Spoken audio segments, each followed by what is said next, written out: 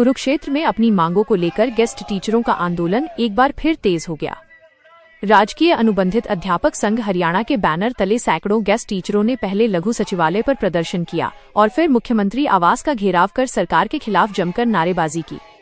हालांकि प्रदर्शन के बाद सरकार की ओर से बातचीत का न्योता मिलने पर अब मामला चंडीगढ़ पहुंच गया है। बता दें कि कुरुक्षेत्र में राजकीय अनुबंधित अध्यापक संघ हरियाणा के बैनर तले बड़ी संख्या में गेस्ट टीचर एकत्रित हुए। इन गेस्ट शिक्षकों ने पहले लघु सचिवालय के बाहर अपनी मांगों को लेकर प्रदर्शन किया और फिर सरकार के खिलाफ जमकर नारेबाजी की। इसके बाद सभी गेस्ट टीचरों ने सेक्टर 3 स्थित मुख्यमंत्री आवास के समीप पहुंचे, जहां उन्होंने अपनी लंबित मांगों को लेकर जोरदार विरोध प्रदर्शन किया।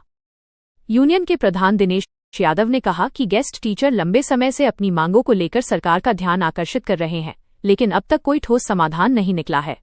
उन्होंने कहा कि यदि सरकार जल्द सकारात्मक निर्णय नहीं लेती है तो आंदोलन को और तेज किया जाएगा। हालांकि मुख्यमंत्री आवास के बाहर प्रदर्शन के बाद सरकार की ओर से गेस्ट टीचरों को वार्ता का न्योता भी मिला, जहां मुख्यमंत्री के साथ मांगों को लेकर चर्चा होगी। फिलहाल प्रदर्शन के बाद सरकार और गेस्ट टीचरों के बीच बातचीत का रास्ता खुल गया है। अब चंडीगढ़ में होने वाली बैठक के नतीजे तय करेंगे कि आंदोलन समाप्त होगा या फिर गेस्ट टीचर अपने संघर्ष को और तेज करेंगे।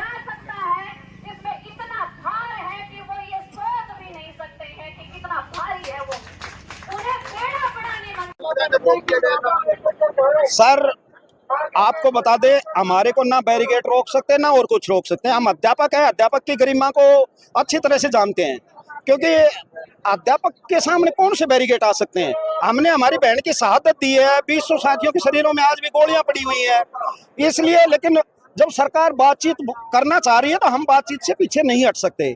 और हमने ओएसडी साहब के पास गए, उन्होंने कहा कि सीएम साहब आपको बुला रहे हैं, आज 6 बजे बुला रहे हैं, इसलिए हम मीटिंग के लिए जा रहे हैं। सीएम साहब के पास हमारी कोर कमेटी जा रही है।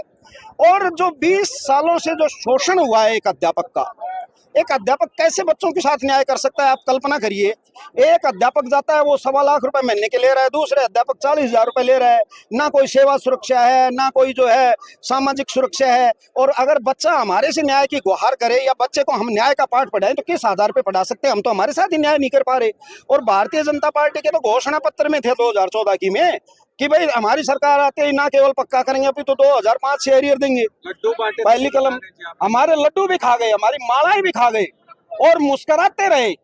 और फिर चोर दरवाजे से 2 महीने के अंदर हाईकोर्ट ने कहा था कि इनको पक्का किया जाए।